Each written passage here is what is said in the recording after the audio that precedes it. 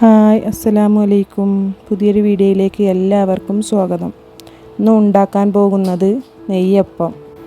3 അച്ച് ശർക്കര ഉരുക്കിയെടുക്കാം. 2 ഗ്ലാസ് അരി കുതിർത്തിയെടുത്തിട്ടുണ്ട്. അത് മിക്സിയുടെ ജാറിലേക്ക് ചേർത്ത് കൊടുക്കാം.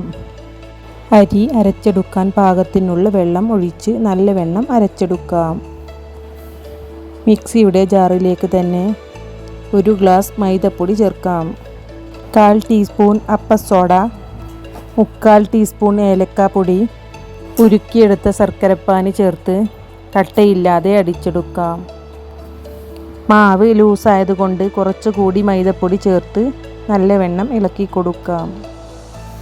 1/4 ടീസ്പൂൺ ഉപ്പ് കൂടി ചേർത്ത് നല്ലവണ്ണം ഇളക്കി മാറ്റി വെക്കാം. 2 മണിക്കൂറിന് ശേഷം ഇരുമ്പ് ചട്ടി അടുപ്പിൽ വെച്ച് അതിലേക്ക് എണ്ണ ഒഴിച്ചു കൊടുക്കാം. എണ്ണ ചൂടായി വന്നിട്ടുണ്ട്. അതിലേക്ക് ഓരോ കയ്യിലായി ഒഴിച്ചു കൊടുക്കാം. നമ്മുടെ നെയ്യപ്പം പൊങ്ങി വന്നിട്ടുണ്ട്. ഓരോന്നായി ചുട്ടെടുക്കാം. നല്ല ടേസ്റ്റിയും സോഫ്റ്റുമായ നെയ്യപ്പം എല്ലാവരും ഒന്ന് ഉണ്ടാക്കി നോക്കണേ.